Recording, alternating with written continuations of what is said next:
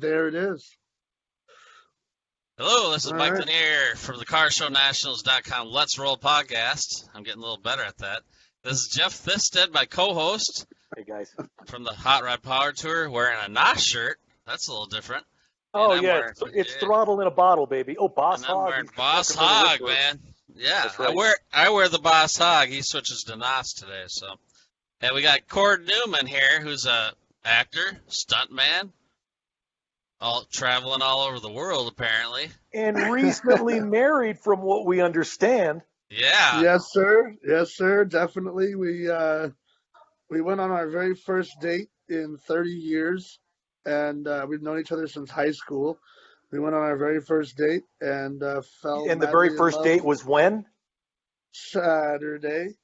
So 6 days ago was your very first date. Yeah. And then we decided to drive to Vegas and get married. So Sunday we got married in front of Elvis. After some magical barbecue pizza, you drive to Vegas and get married. Yeah, Yeah, magical. exactly. I didn't tell her there's a lot of mushrooms in those pizzas. Aha, But there you go. Okay. Well, congratulations. No, thank you very much. Yeah, we were of sober, and sound mind and body. I mean, I've had 17 concussions, so I'm not really sure how sound the mind is, but mostly sound. 17 concussions. So you're a stuntman, actor. How did you get into the business, the industry? I played football in college and did fairly well, and then my parents were moving to Florida, so I had gone through a whole bunch of craziness, and they decided that it was a good idea for me to go with them to Florida, and I just turned 20. So we went down there, and I was standing in line at a little theater deal because I met this girl on the beach. My sister was a beach volleyball player, and I'd taken this girl literally first and only date. And there was a lady standing in front of us, and she asked if I'd ever thought about modeling, and I pointed at my face and laughed. And she pointed at my face and said, "No, no, not that." She was talking about the fact I had an 8-pack. So she wasn't interested in my face either. She wanted the stomach. So I did a Sears catalog, and then I didn't like it because it was pretty wild with how they were with the adjusting of things. And I'm not a prude, but it definitely was uncomfortable, to stay as polite as possible on that statement. And so I left there, and they asked if I wanted to be an extra in a movie, and that was something about Mary. I got speaking lines and losing your phone. Nope, got it. I got speaking lines, and I got all that stuff, and something about Mary. I said, "Me too," and that was 5 hours. Hang on one second. For the viewers at home, you make it sound like it's easy and this is an everyday occurrence. So you got an extra role, which means your background. You don't say anything. Yep. They yell at you. You have to keep away from everybody else, and you're very segregated. I'm just being honest. How did you make it? How did that transition happen from being a lowly extra to having speaking lines, getting in the union? Because again, if you speak, you have to Taft-Hartley. You get into the Screen Actors Guild. How did that happen? Well, I was sitting there that morning, made friends with a guy named Topher Hopkins. I've never seen him since. He was a PA on that movie.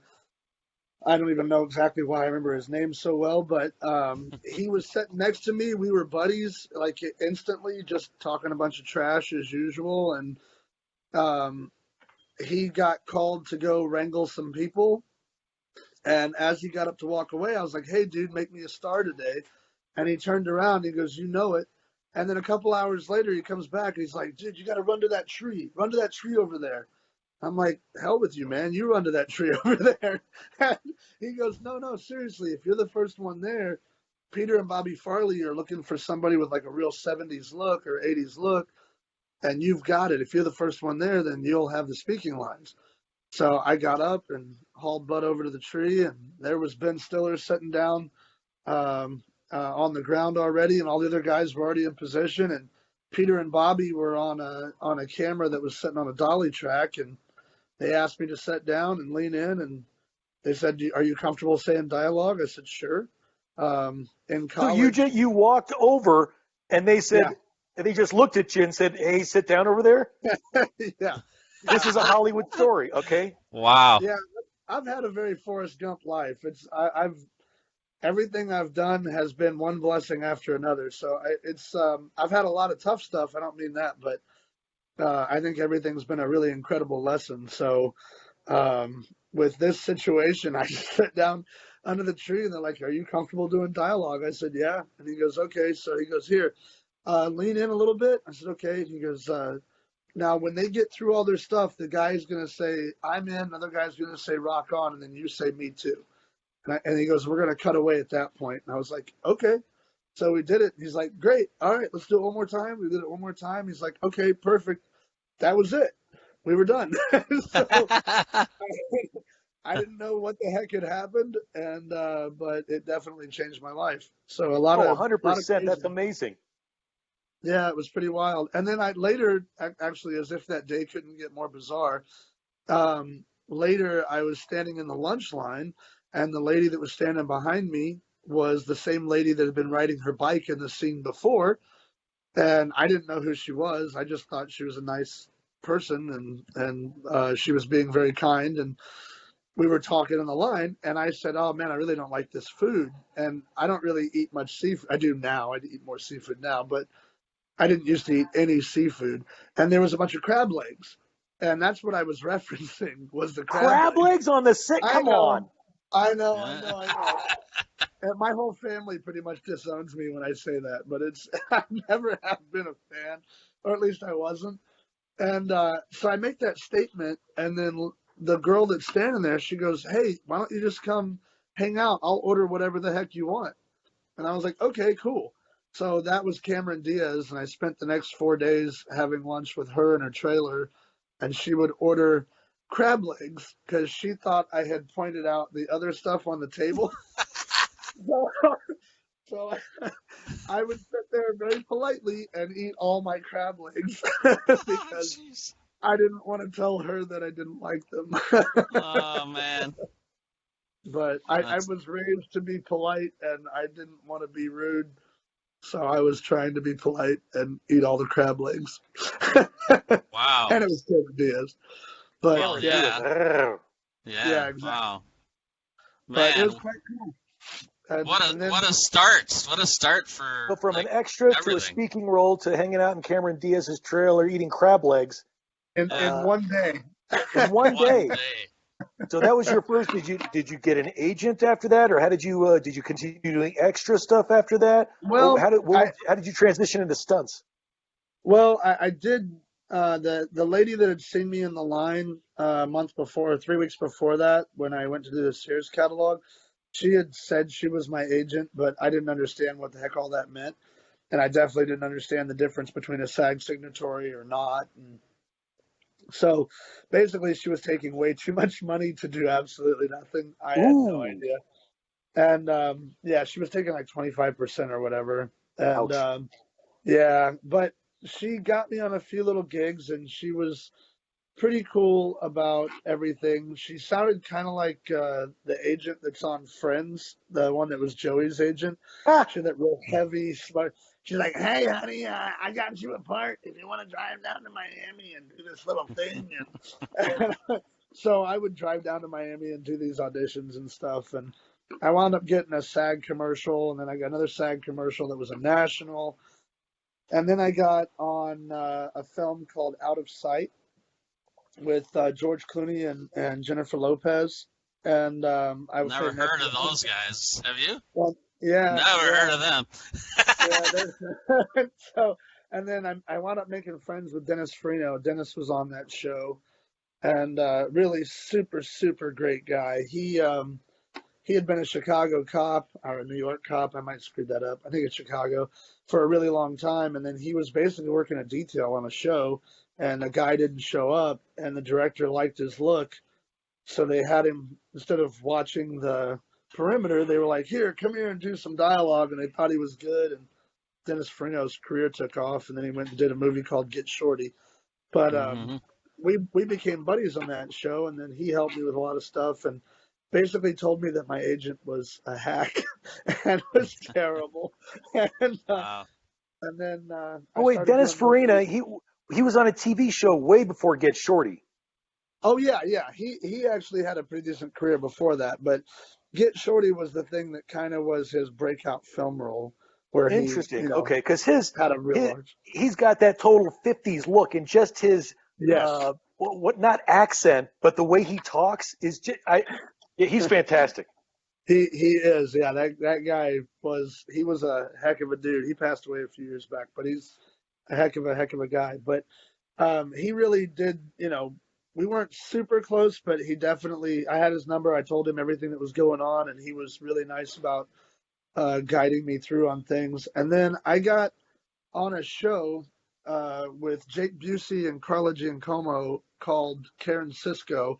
It was actually a spinoff of Out of Sight, and it was Carla was playing the character that Jennifer Lopez had played, and I played a cop opposite of Jake Busey who would back up Karen whenever she had something going on.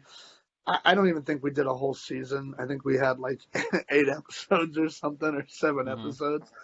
But on that show, I met a stunt coordinator named Artie Maleshi, and he asked me to kick a door in, and when Jake and I rushed a room, and so I kicked the door in, and I, I was expecting it to be more realistic. I had grown up um, doing, fighting Muay Thai, and then I moved 36 times before I was out of high school, so it was a Jeez. somewhat aggressive situation because I was never really in great neighborhoods, and I was a skinny little white boy named Cord with red hair. So it was, chase down the asthmatic kid. It's always more entertaining. But I learned Until they to be find out he able, knows Muay Thai, and yeah. And my Hmm. dad was an old Marine that was a just oh, incredible guy, and dad's just literally my dad's my hero. So everything I grew up doing I was under his foot from a very young age. I mean, he welded training wheels on a dirt bike when I was a year and a half old on a little 50cc Indian. And I was out there basically shoeless in my little, I think I was in a diaper, maybe not, I don't know. But I was a year and a half old, and he tied a rope to the back of the little 50cc Indian, thinking that he'd be able to hold on to it because he's a big 6'2", 240-pound Marine, right? Well, I guess I hammered it, and he was taking these huge, long strides and was about to get drug onto his face. So he just let it go and figured he's got it. And I started riding a dirt bike, at a year and a half old. And a couple weeks later, he cut the training wheels off. And then Jeez. I was racing my first roundy round cars. My dad had a longtime friend that they had built a custom car shop together, and my dad had taught him how to build cars years before, named David Michaels, and David would let me drive his race cars. So I had my first Monte Carlo in a limited late model when I was 12, and I had to go get approval from all the old guys to be allowed to be on the track because I was 12 years old, you didn't even have a and driver's license and you're racing cars. Come on. yeah, Yeah. yeah. And but I grew up doing nothing but driving and riding bikes, so I didn't know anything else. And um, we moved a ton, so my family was super close, but we didn't have a lot of friends, or I Now, never did went you out. move because your pop was in the Marines? Was it a military thing? No, no, actually, a little family secret. My brother, not the fact that my brother's from a different mom. My dad was married to a lady before my mom for like a year, and that was where my brother came from. But his mom was like a raging lunatic, so she would threaten my sister and I, threaten to kill us. And whenever she would figure out where we live, we'd move. Wow. So Wow. that was a pretty consistent thing. Like sometimes it would be 3 or 4 times in a year. And she worked for the Highway Patrol in California. So no matter what we said, she was always right. And so it Mm. That's really horrible. tough. Yeah, it was tough. It was crazy, but it was great because it made our family really super tight. And my sister is literally my best friend. My dad and mom are my dearest friends, and I have a incredibly interesting and blessed childhood. And I got to see the world from a very different angle. Mhm. I didn't have a comfort zone of friends I grew up with or whatever else. So that's one of the reasons why when Catherine magically, amazingly appeared back in my life, um, we both realized, that she had told my sister when they were little, because my sister and her were real close friends, and she had told my sister how much she had this huge crush on me, and tell her, to tell me to ask her out and all that other stuff. And basically, quite frankly, I just thought she was way prettier than I could get, so I never had the guts to ask her out. Out of your league. Isn't that funny? You know what this is like? It's like Braveheart. When his Oh, dad gets killed very young, and then the little girl walks over and gives him the flower, and then he comes back 30 years later. You're Braveheart. that's hilarious. That's a really cool analogy, because I will tell you, yes, she is, was, and always will be out of my leagues. That was pretty cool. Oh, that's Yeah, so cool. So but yeah, well, as a stuntman, you've done well. Obviously, this is car-related podcast, so we know you've been dealing in cars. So tell us some of the movies that you've been in as a stuntman. okay. I did Bad Boys 2, Too Fast, Too Furious. Did a couple other fast movies throughout the years. Did Dukes of Hazzard. Did a bunch of driving with those guys on that, and did let's see, Transporter 2. Was on Crank for a little bit. Bunch of TV shows. I was David Crusoe's double on CSI Miami from pretty much beginning to end on that show. And then he had a guy that would double him sometimes when he was in LA, but when he was in Florida or anywhere in the South, then I was David's double. And that's somebody that's a little bit difficult to work with, but he's I just always played it off to he was a really strong method actor, and I leave it at that. Let me go back a little bit, or let's go. You were kicking indoors, so from kicking indoors to doing stunt driving on Hollywood features. How'd you make that leap? Well, so I kicked that door in, and I at the time I was still working out pretty heavily, so they hadn't really scored the door very hard, other than just the area where the latch was at. So when I kicked it, it came out of the actual entire door frame and went all the way through and hit the camera and damaged the camera. And I didn't know any better, so I still just charged it anyway. Went right over the top of the camera. I was told to come in, hit the guy who was the stunt guy, fireman carry him like we do in football. So hit him and take him down and drive him into the wall. So that is what I did. And I did it over the top of the camera. Well, I had already broke the camera from hitting it with the door. So Artie had to basically pretend like he was mad at me for a second, I think, or maybe he was really mad at me. I really don't know. But he yelled at me for a second for kicking the door so hard. And then later he was like, dude, what do you do? So I told him about the martial arts background. And then I told him about what we did. My dad and I owned a custom car shop in Fort Lauderdale. And he's like, well, I've got a Jeep that I would love to have you paint. And I was like, yeah, all right, bring it up. So I did an 11 color pearl flame job on his Jeep. And then I shaved all the lights, all the marker lights and stuff on it. And it was one of the 89 Jeep Wrangler Renegades. So it had the little wide body kit on it, that those had. Really super cheesy wide body kit. Square headlights, right? Yep, yeah, square headlight Okay. truck. Or Jeep. I'll get in trouble from my friends if I call it a truck. But it's just like whenever I say I was on this show and then I tell them and they're like, that's a film. Whatever. Jeep truck show film, yeah. Yeah, I don't care. So we were doing stuff and things. So anyway, Artie had me paint this thing, and my dad and I made this color up. It was a little bit like House of Color, Candy Brandy Wine, but Dad always has his own way of doing things. So he did it, and we do this little thing where I think there's some other guys that do it, but I've not been around them. My dad's the only one I've ever seen do it. He mixes a little bit of a color in the clear coat, and then he'll do a couple coats of clear in between layers. And then the next time he does a clear coat, he might throw a different color, and he'll just put a little bit in, so it keeps it very transparent. Basically what it does is, depending on the light and the coloring of the surrounding area, it'll throw the colors in different directions, and it works in a more uniform way than Pearl. So it's not your eye basically goes, what the heck is going on? But your brain is really enjoying the moment. So it's a pretty cool little trick. And so Dad was doing that, and we did the 11 color Pearl Flame job. And Artie's a really amazing guy. He had me on a lot of shows, did a lot of stuff for me, and helped me out. And then I met a guy named Mike Curtin, who Mike's got over 5,000 car jumps. He's absolutely batshit crazy and incredibly cool all at the same time. The first time Mike came to see my shop, I had a 96 Formula Firebird that we'd done some work to, and I had a Vortex supercharger and some other crap. And he had to run down to the store to grab us waters.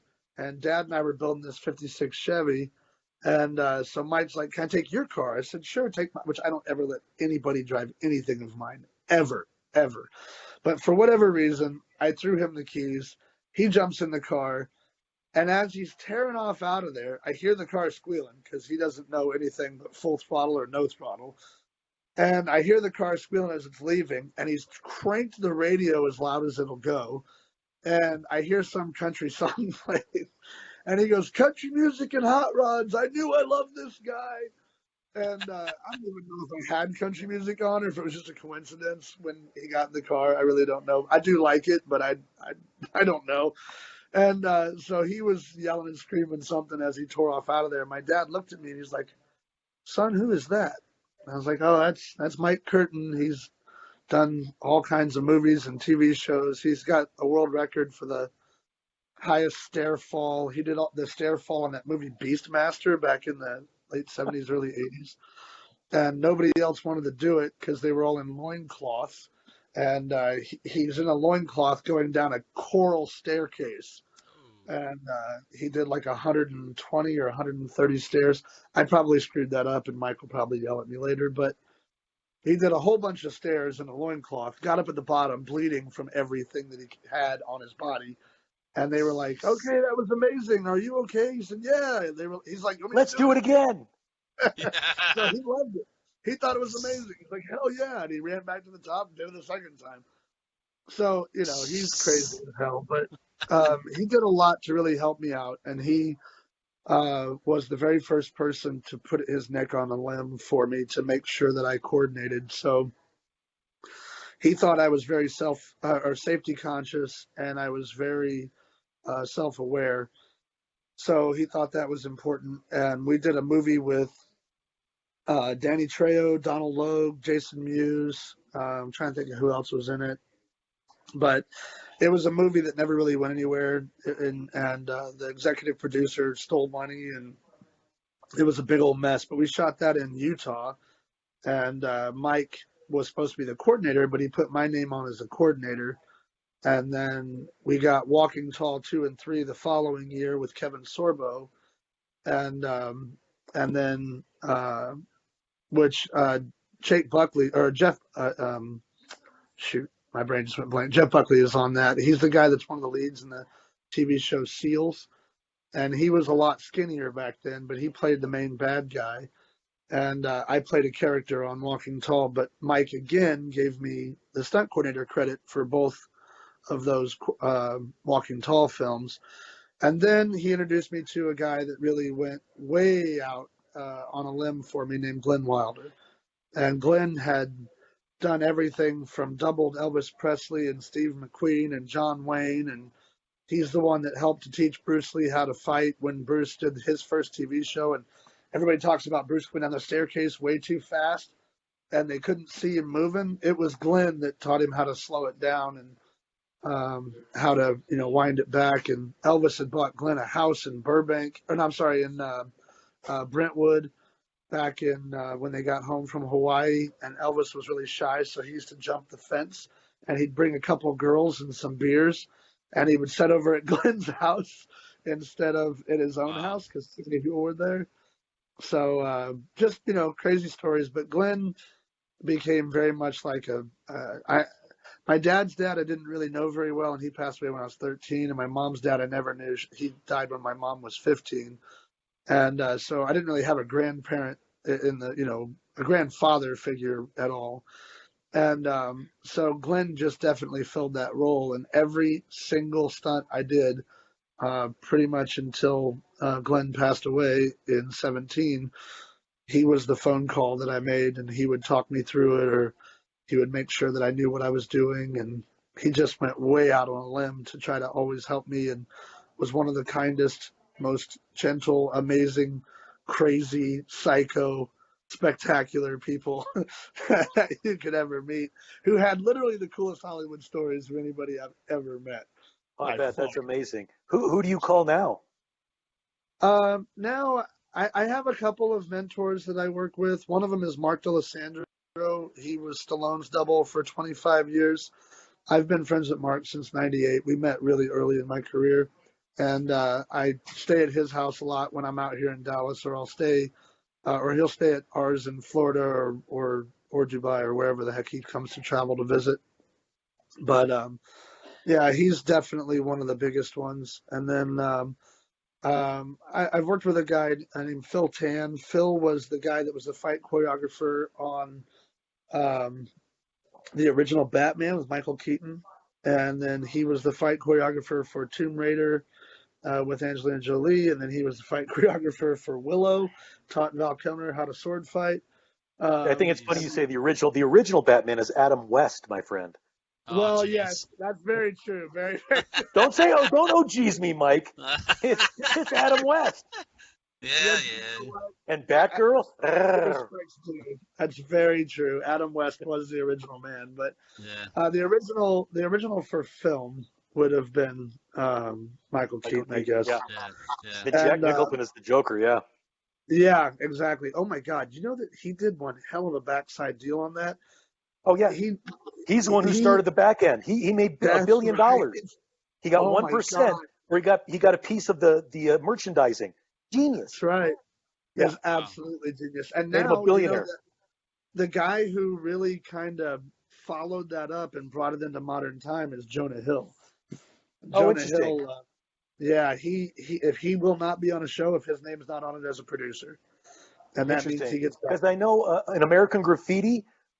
George Lucas was kind enough to give the principals 0.1% each, and they're done. They're cashed in. Yeah, it's American Graffiti. Right. So, but yeah, I have a few people like that I look to for what I do, and then I have a very, very close friend in my financial world that I talk to a lot, and she's one of my best friends in the whole world. Her name is Ariane Dart, and she's Solo Cup, Red Solo Cup. She owns it. So, and then, Dart shipping and all that. She's got a couple of Paganis and a couple of McLarens, a couple of Ferraris. And all from those little red sippy cups. And I learned a few years ago that the lines on the sippy cups, like the bottom line is an ounce, and one of the other lines is 12 ounces for a beer. And I had no idea. I thought they were just for decoration, but no, they're actually there for a purpose. I thought they were for just a better grip. Yeah. That's what I'm thinking. How much you drink. But yeah, I learned that recently too, that it's actually there for a purpose. It's pretty cool. But she's a very dear friend. And then my friend Reza Dari, he's the owner of, we're doing a transition from Global Investment Bank into a private capital and financial institution here in Dallas. So we're moving all of our stuff from Dubai and moving it into the Dallas, Frisco, Plano area. All right, this is the second time you've mentioned Dubai. What's the Dubai connection? Well, I met years ago. My second. I've been married now 3 times, but I was married twice. And my second wife, I had met when I was in Thailand on a film. She was a British girl. And she was born and raised in Dubai. And she tried living in the U.S., didn't like it very much. So she moved back to Dubai. I went and moved to Dubai also. And it was actually a really big blessing in disguise. The marriage was a disaster. We were together for 8 years, but her mom definitely didn't approve because they were very, very wealthy. And I was bloody American. Right. So, and I had 2 kids from my first A marriage. red-haired football player stuntman. Yeah, Right. it was American. all bad. It was all bad. Everything was horrible, and and they definitely never took the time to be nice enough to get to know anybody. So they made their decisions very quickly and stuck with them. But I moved to Dubai to try to make that work and to try to, appease her family and stuff. And I wound up building a couple trucks for the Leeward drag races, which is the sandhill races. And I wound up winning my categories. And so when they were doing the interview, they were asking, what the heck? Who's this white guy from America that came over here and is helping to kind of kick butt in the traditional Arab race? And when they found out that I'd been doing movies for 18 years and all this other stuff at that point, then they thought that was really cool. And the minute you mention anything Fast and the Furious related, it doesn't matter what your significance was. They thought that was just the coolest thing ever. And then I was working for this little shop with a guy named Robbie, and we kind of put that shop on the map because when I first started working there was trash all over the floors, and it was a very, very dingy shop. But all my businesses, my dad always kept everything very clean, and so all of our custom car places were very, very nice. And so I basically took that shop and we threw everything out. We had started out with 33 guys. I fired a bunch of them and got down to 17 because it's all we needed for the square footage. And then we had 6 lifts, a paint booth, and I painted all the floors light gray, painted all the walls white, put mirrors in different places to make the place seem bigger. I mean, it was 7,000 square feet, but it had a weird little loft walk around that kind of made it feel claustrophobically dark. So we put mirrors in places, and then I we had SEMA coming over with Linda Spencer and them, and we were able to get SEMA to come have our shop as a stop. And we wound up meeting a bunch of people there. And one of the people that I met was this very amazing person named Sultan Al Shanti. And he wound up, I didn't remember meeting him then, but he was kind of in that group. His brother's the head of immigration for the UAE. And wow. a couple of days later, he brought in this little 70s Chevy pickup, short bed, that somebody had done an LS with a supercharger, and they had used a standard fuel line, like carburetor fuel line, which obviously couldn't handle the pressure of an LS that's supercharged, or an LS at all anyway.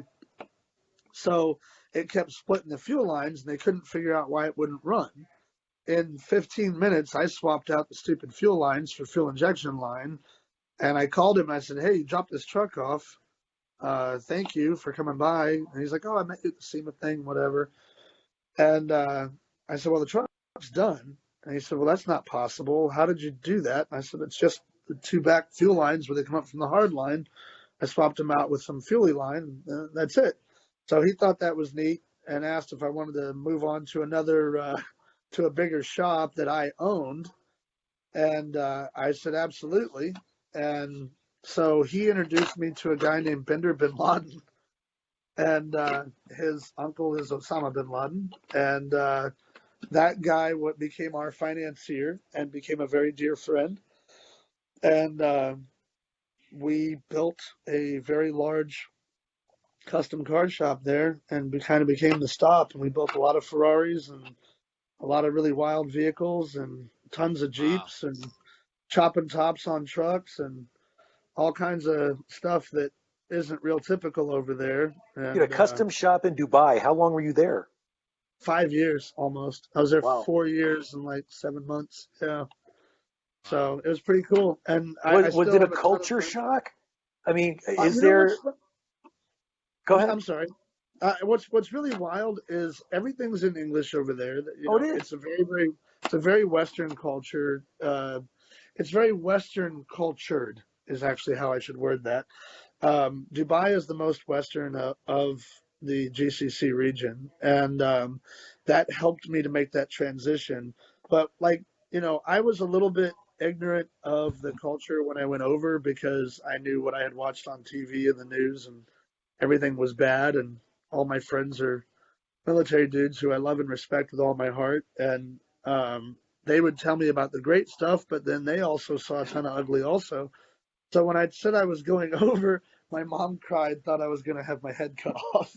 And, Right. I got over there, and it was probably the most peaceful, spectacular, amazing place I've ever been in my whole life.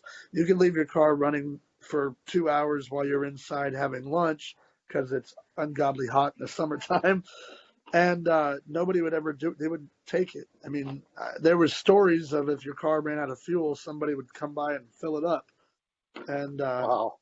you know, I didn't have that happen, but I definitely heard the story a bunch of times, so apparently it has. And you know, everybody was just always so nice, and it's such a crazy, concentrated melting pot of so many different cultures. And you know, you have 700,000 Arabs there, and then you have 3.6 million expats. So the Emiratis are heavily outnumbered. So they have certain rules and laws that definitely make you feel like, you know, there's a culture shock there, but you understand it because they're so overpowered in their own country. Hmm. And you know, and the whole environment though is spectacular. I miss it all the time. I love going back. I What do love you miss most about it? camping, camping. Every Camping in Dubai. there's Don't you burst into flames? no, well, you don't go camping after probably mid-March, early April, and then you can start going camping again, usually late September, early October, and Hmm. And where do it's you just camp? I think it's just a big sand dune. well, I'm I I'm gotta the say, I'm the idiot American. I don't know. no, it honestly, I would have never understood it either. There's a couple different things. You can go to the wadis, which the wadis are these big rock formations with fresh water that flows out in them, and the water is crystal clear, clean, amazing water. Some places can be these little tiny cracks, and you'll shimmy way down, like anywhere between 20 and 60 feet down to get down to the water, and then it'll open up in these big caverns, and you can swim. It's incredible. So you take your four-wheel drive and you drive all the way out in all these crazy canyons and dune bashing and whatever else, and then you get to the wadi and you throw your tent up and you go swimming, and it's incredible. You can't, you know, you have a little barbecue grill you can get for 20 dirhams, which is I think like $4, and you cook a little fire. You get a little fire going, and you have some tea and some shish kebab and some shawarma and hang out. It's basically shawarma is a chicken burrito or a beef burrito. It's basically what it is, and it's delicious. So, and That sounds you awesome. know, Now I've got a silly question. You said you're going dune bashing out here. I'm concerned. I've got a big, massive radiator system in my car, so it won't overheat. And we get up to yeah, what 111 in Vegas, 116, something like that, maybe 120. But in Dubai, it's like 480 degrees, isn't it? How do you? I think it's What do I you do think to it's keep the cooling system? 485. Yeah, I think it's 85. like There you go. 485. Yeah.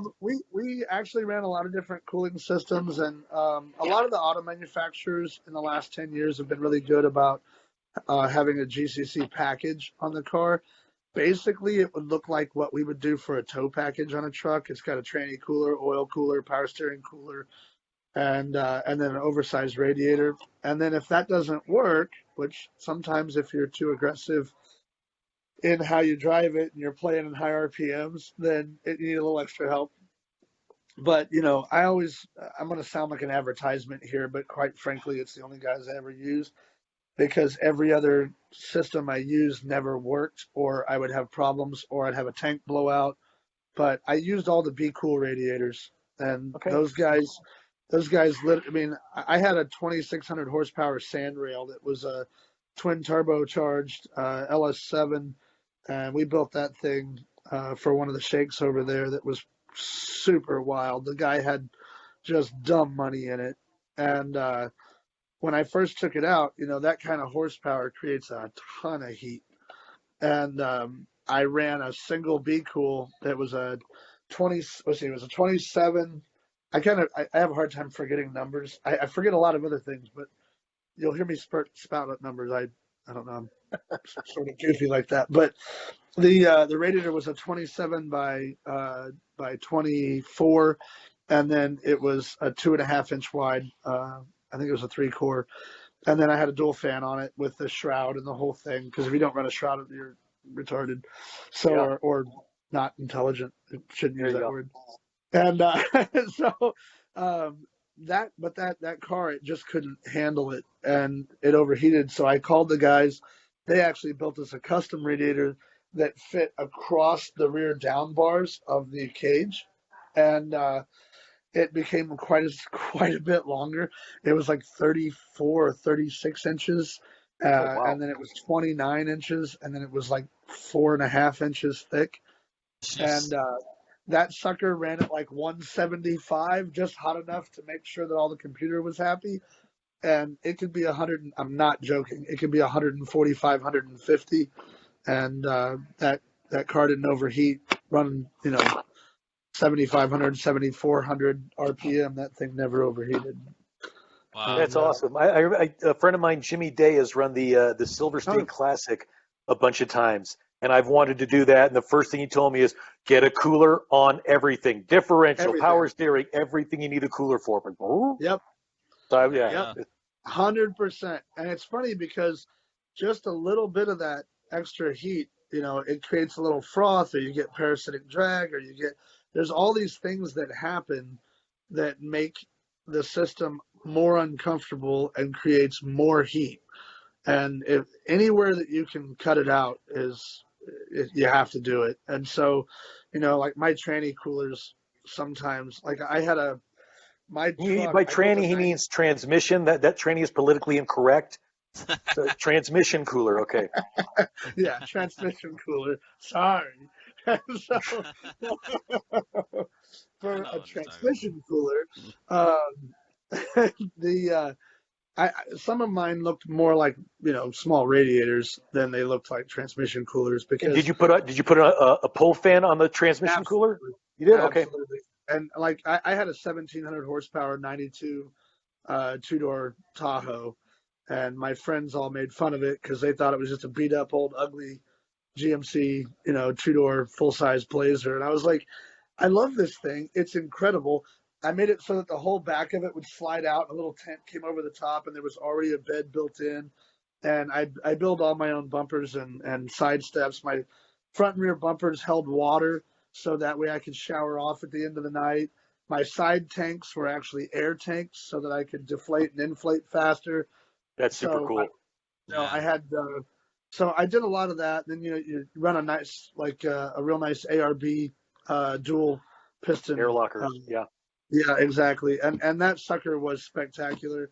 So I don't mean to sound like I'm advertising people, because I'm not, but I know the stuff that worked, because we beat the ever-living bejesus out of it in 140, 150 degree weather, and jumping dunes that are anywhere between 100 feet and 1,000 feet high. And when you face a 600 or 800 foot tall dune and you're blasting up at 1,700 horsepower, there's heat being made. Well, you've done it, and I love that the form follows function. Instead of having to have an auxiliary air tank for the lockers, you've got them built into the bumpers to the receivers. I love that kind of stuff. Well, see, my rock sliders on the sides, my side steps, those were all my air tanks, and that would also pressurize my bumpers, so that in the evening, instead of having a stupid water trickle that would barely run out, I actually had pressurized water. So I would plug it into the back of the deal, turn the valve on, and I had pressurized water to shower under. And in the warmer weather, those black bumpers, they get pretty warm, so you're not taking a cold shower. It's not a terrible, shocking to your system setup. You actually have a warm shower. Yeah. One of my favorite things or features I've seen incorporated into a rear bumper receiver thing is they have from the airlines. They brought up one of those little things so you could put a frozen margarita. You put the blender up there and make frozen margaritas off of that. Yeah, it was pretty cool. That is brilliant, and that may have to be on my new truck. Yeah, there you go. I'll be like, yeah, so Jeff said. Bring it to Vegas. Bring it That's to right. Vegas at And we'll have SEMA. margaritas. Yeah. We'll have margaritas right there. I love it. That's freaking rad. We'll just stand outside SEMA. It's less expensive. That's amazing. But so on another little crazy note, the things that we're doing now, my friend Timothy Miller used to have a car guy show, and he was a friend of mine through a TV show I did with my friend Austin, which is actually how I met Austin. It's how I met Ariane. It's called Fireball Run. It's an Amazon series we did, and it was for cross country rally, but we were mainly doing it to help search for missing children. And so it was a really cool charity event, and we had a lot of fun. And mostly it's people that are fairly well connected or fairly wealthy or whatever. And we'd get together and do these crazy runs in crazy cars and a little bit Cannonball Run-esque. And that was created by JJ, our producer. And we had a lot of fun with it. But that Tim came from that, and Tim has a project here in Dallas. It's called Motor City USA, and or Motor City, whatever we're going to wind up using. And we are building a 300,000 to 500,000 square foot convention center. We already have the LOIs from the hotels, so we've got a couple hotels that are going in at the ends of it. We're building entire. There'll be a drive all the way around it, like a big oval, that you can cruise at nighttime. And on the outside perimeter is going to be shops all the way around, so that if you're there with your wife or you're there with your significant other, and they're not interested in cars, and you want to do something car themed, then they can go shopping or have a nice restaurant or whatever else that's there. And then now, is this track around the perimeter? Is it going to be banked like Monza? No, we're not.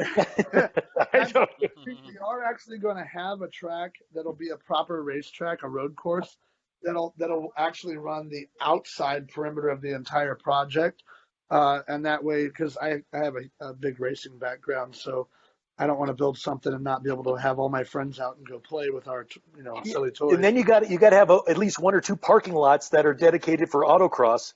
We are absolutely, we have 2 parking lots on either end that are 100% set to be autocross tracks when we're doing that. We also have one of our partners is bringing in a 9-screen drive-in theater. So we'll have a drive-in theater there.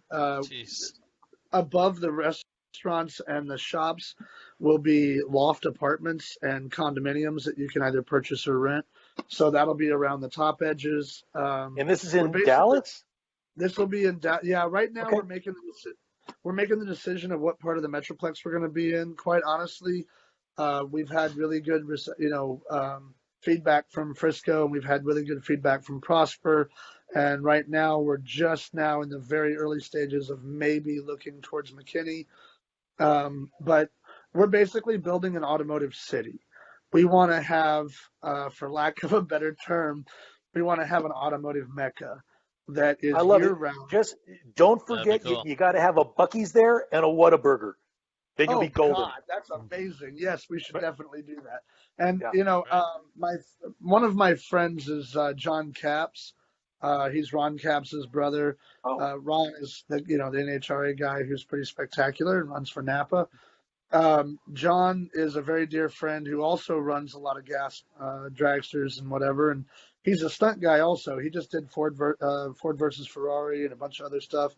Him and I have coordinated back and forth because of our friend Rich Minga, that TV show Street Outlaws, off and on for the last few years. And John is coming in to help us, and he might be bringing in a few corporate sponsors to have auto parts stores on location.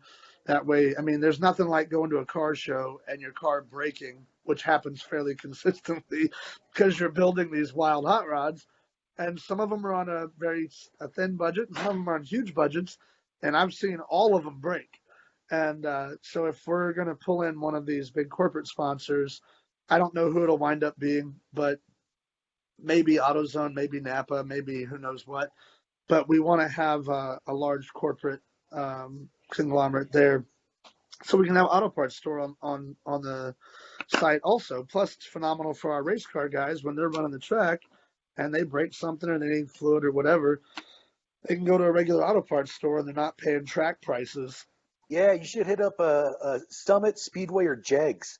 Because I know Summit's got a place in Sparks, Nevada. And on the Midwest drags, if anything broke on a vehicle, you call up this super secret Summit Midwest drags number, and they overnight you the part. Oh, we lost him. That's Hilarious. Oh no, I'm back. I'm back. Sorry. Yeah, that would be a freaking great idea. I love that. And so yeah, that might be our next phone. Oh. Yeah, yeah, very. There you go. It's okay. My dad is trying to call in, probably to tell me he wants to know when the podcast is on. We're gonna try to get it on. I try to get it on at the end of the night, but it might be late. That's really awesome. I don't do any editing, unfortunately, but it just goes right on. That's amazing. I love it. That's freaking rad. Yeah. So the most exciting thing recently for us though has been Tim introduced me to Richard Rollins, and it's literally he is the only car show that my dad watches that's like a builder show or whatever, because he doesn't like all the arguing and fight. My dad's an old Marine. He doesn't like all the BS. So if they're arguing, fighting, throwing things, he doesn't want to hear it. It just sounds ridiculous to him. And him and I were never that way. I grew up building cars with Dad. He was always pretty darn calm and straightforward, and get yelled at for turning the flashlight the wrong way, but it was never anything other than, hey, over here. Yeah. But I learned everything from Pops for cars. And so my dad watches Richard's show, and that's the only one he actually likes. And then it was kind of serendipitous because Tim calls me. I was in LA doing meetings for some upcoming films I've got. And Tim goes, hey, dude, can you be back here for this meeting? I have one of the Richard Rollins guys that's going to be there. And I was like, yeah, sure. I was assuming it was a producer of a show or whatever. I never dreamed it would actually be him. So that was pretty cool because I, drove 22 hours back, and I'm like 15 minutes late to the thing, so I'm trimming straight through. And when I get there, Richard is the guy sitting at the table with Tim, and he turns around. We hit it off. He winds up being pretty much one of the coolest dudes I've literally ever talked to. And we're a little bit wild together, which is kind of entertaining. We went live on something the first night we hung out, and we may or may not have had one or two beers and tested his cinnamon tequila, just made sure it smelled nice. And and we wound up basically giving me a haircut with a particular apparatus that later his legal department thought we should no longer have streaming. But in that period of time that it was streaming, we had like a little over 4 million views in like 17 minutes. So it was pretty wild. And then it kind of, I don't know exactly what he's going to wind up doing with us, but he so loves the project with Motor City and Tim and all that. And him and I get along freaking crazy well. And he's kind of wild and crazy, and I'm, sort of wild and crazy. And I don't know, we may wind up doing some TV together and doing this project, and maybe have a restaurant or two. And we might bring a little shop into the middle of all of it. Who knows? Who knows? We have a lot that we've already discussed and verbally said yes to, but nothing's on paper yet. So I don't want to make any promises that are too excessive. But we have, I think we've got a really cool chemistry, and who's a better fit for this big Dallas project than Richard? So, that's kind of where that's coming in at. So we'll see. Right. We're super excited. And very cool. Love those guys. Well, I was thinking how I became friends with you on Facebook, and I realized it was probably Jeff Allen, because I know he's had you on the Skidmark show. And I didn't realize that till about 1 o'clock this morning. I started listening to it. So, and unfortunately, Jeff decided to move to New Mexico. So he's not in Dallas now. He's going to miss all this fun that you might be doing. Well, you never know. He might move back. He's got a really cool car collection. So yeah. So he's got one of the cars from Ford versus Ferrari. I know he has one. He may have two. Yeah. But yeah, he's got a neat car collection. Oh, look at this. Yep. Yeah. That's the car. That's the GT40 that beat the Ferrari. It lives here in Boulder.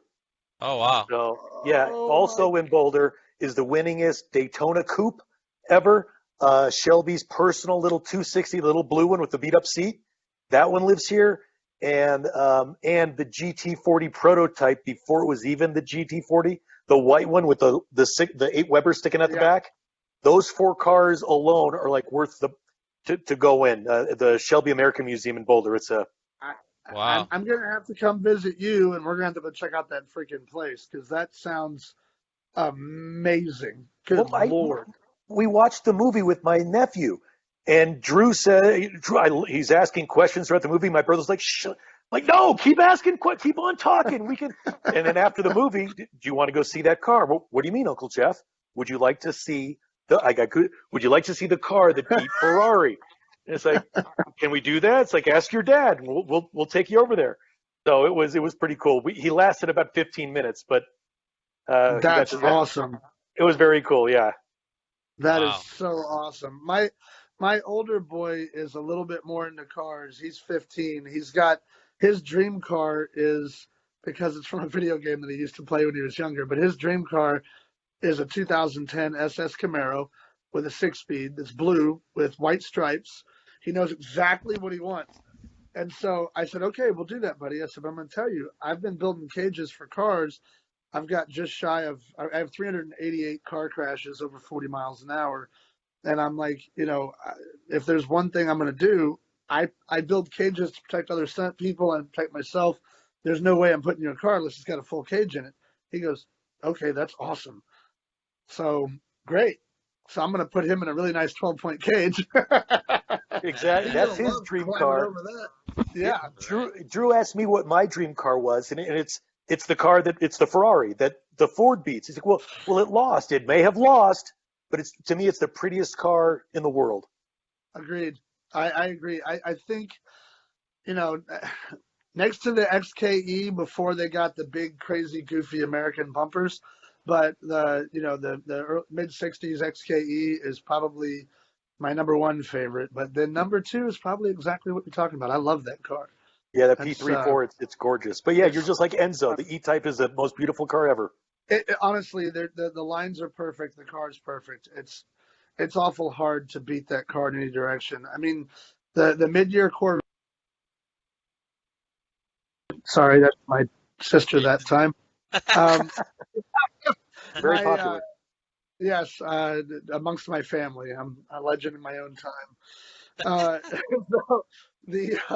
Anyway, hey, Austin. Yes, I know. We got the Power Ranger over here who's lovingly waving to me. Will you text my sister, Dad, I'm doing the podcast right now, and I can't be called because they've called repeatedly.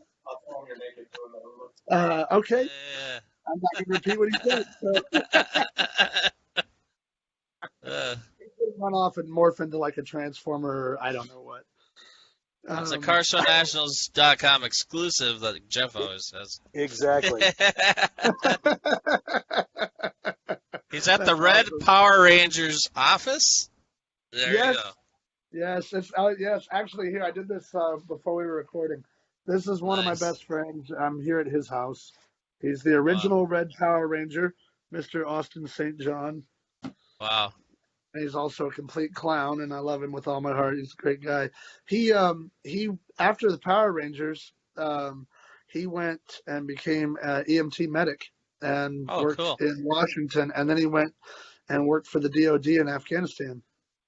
Oh wow! Heck of a guy. He's actually a real life action hero. So right. Just like you are. Yeah.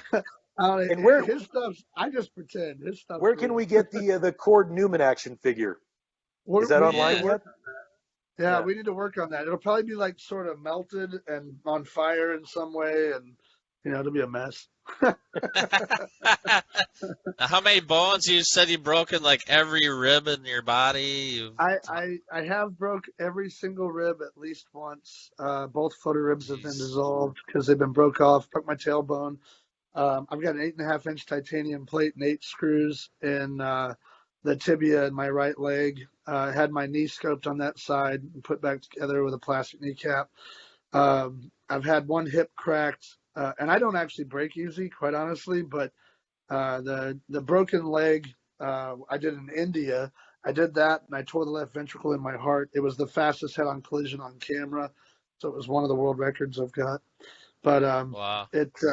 I did 100 miles an hour into a 5-ton military truck at 1 o'clock in the morning in Chennai, India, and that's pretty wild.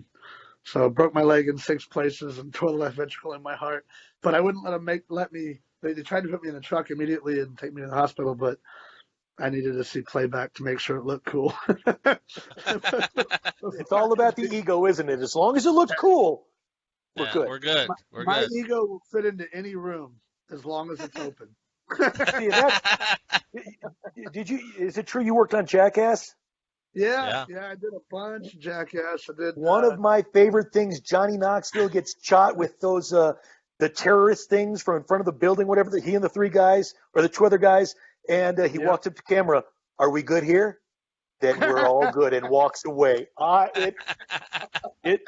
Yeah. He's Yeah, that honestly, Johnny is one of the coolest, nicest human beings on the planet. I worked with him again on Dukes of Hazzard years later, and just a really, really spectacular dude. Steve-O is really, really cool. Unfortunately, when Ryan passed away from that Porsche accident, people were a little bit stupid on the internet. Same thing with Paul Walker. When Paul died, people got dumb because they don't understand our industry and they think that everybody just drives psycho well, that and stupid. the Porsche, those were original tires on that GT. Yeah, The there's a tires are lot hard more as to a that. rock. Yeah, there's a lot more to that story than that too. Porsche had a lot of problems that I know that I am not at liberty to talk about, but that car was the problem. Roger was a spectacular driver. Paul was actually an incredibly good driver, and Paul was actually probably one of the nicest people I've ever met in my life. I mean, hell with Mhm. whether or not he was famous, he was just genuinely one of the nicest humans you could ever be around. And the reason he was even at his, because him and Roger had that shop together, and he had gone for his charity for an event that day, and Roger had been tinkering with that Porsche, working on one of its issues, and so it was a super tragic moment, and And that happened one of right up in those. Valencia, close to where your buddy was shooting Power Rangers. Because I used to work That's on Jag up there. My car worked on Jag, which was right oh, that's across the parking lot from yep, Saban or the Power Rangers, right next the door. Rocky Film. Yep, Yeah. that's absolutely right. Yeah, it all happened right there, and it's probably not. It's crazy because it's such a crossover between the car world and the film world when we all lost Paul because he was a true car guy. Like I'm not a huge import fan, but I definitely respect the groups because I understand customizing a car. I don't care if it's a moped all the way to Pagani. You're creating your image and your essence in the thing that you love. So I have a ton of respect for anybody that modifies or works on or tinkers with, or I really don't care. Plus, there's just such a beautiful way to become friends differently than you would in any other aspect. I mean, you can work with somebody for 20 years and then you go sit at their house and do a brake job and you're buddies for life. It's Right. car guys, car girls.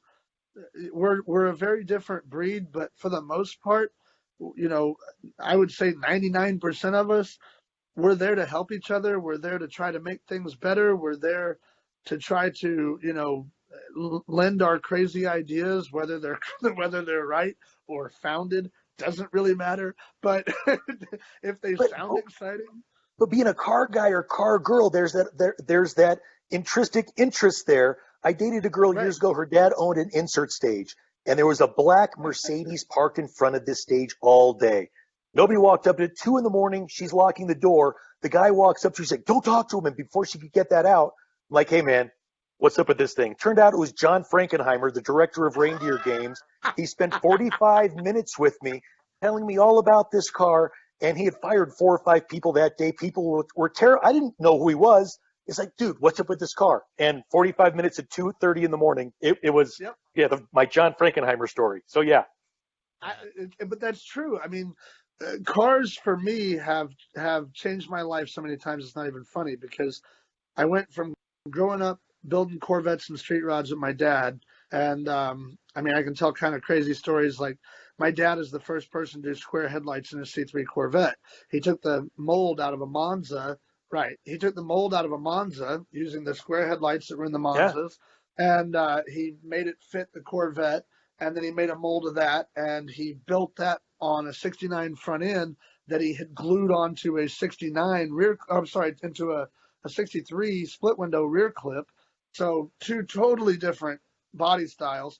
And he molded them together, flared the wheel wells like crazy, did those square headlights in the front, and had a 427 in it with a 4-speed, and painted it pearl white with these blue pearl flames all over it, and then took it to a car show in Oceanside.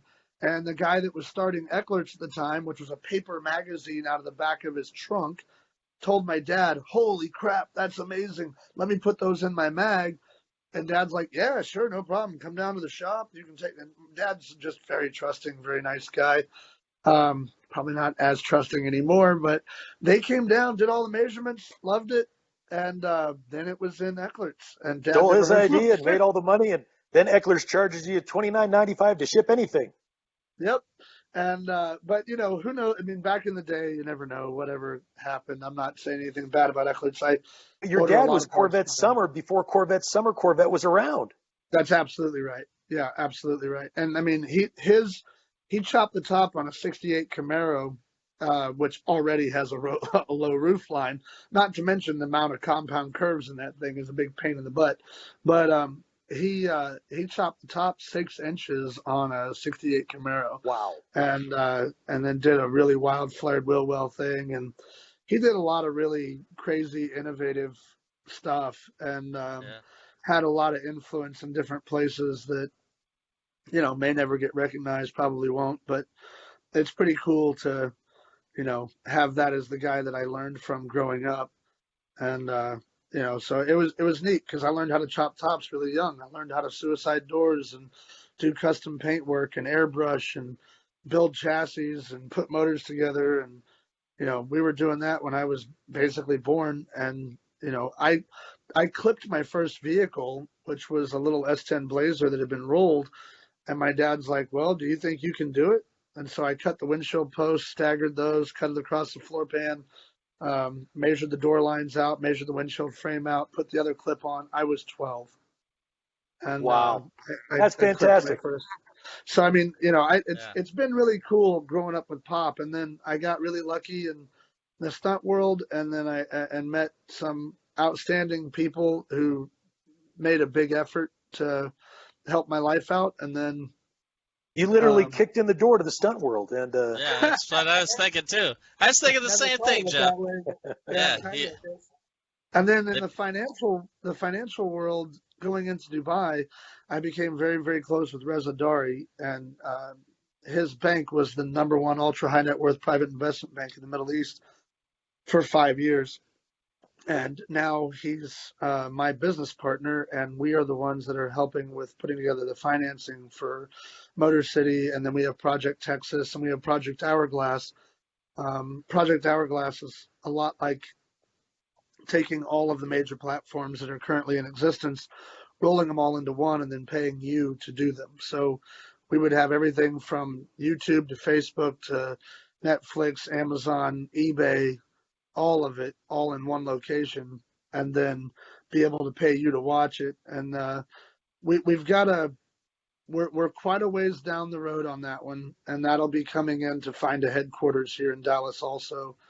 So we're pretty excited about that project. And then we have a virtual studio project we're doing with our friends that just bought the Johnny Cash Ranch. So we're putting that together. We've got a lot of things going on that are really exciting, and obviously the Motor City thing is probably the most for me That's because awesome. it's all car related. Where can our viewers at home find out more about you? Instagram or Yeah, do you have well, a YouTube or Facebook or?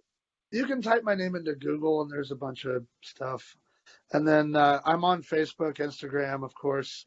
Just type in Cord Newman, and it'll all come up, good, bad, and indifferent. And There you go. We'll give them a follow on Instagram. Check them out on Facebook. And thanks so much for coming on the CarShowNationals.com, Cord. We appreciate it. Yeah, hey, that's man, crazy. thank you guys so much. I really appreciate it. And You got a lot going on.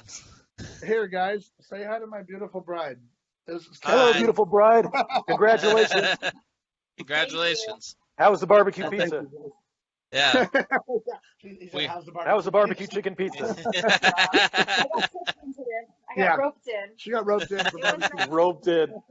Yeah, we want you to come back on. We want you to come back on another show, and we want to ask your buddy about what's in that safe over there.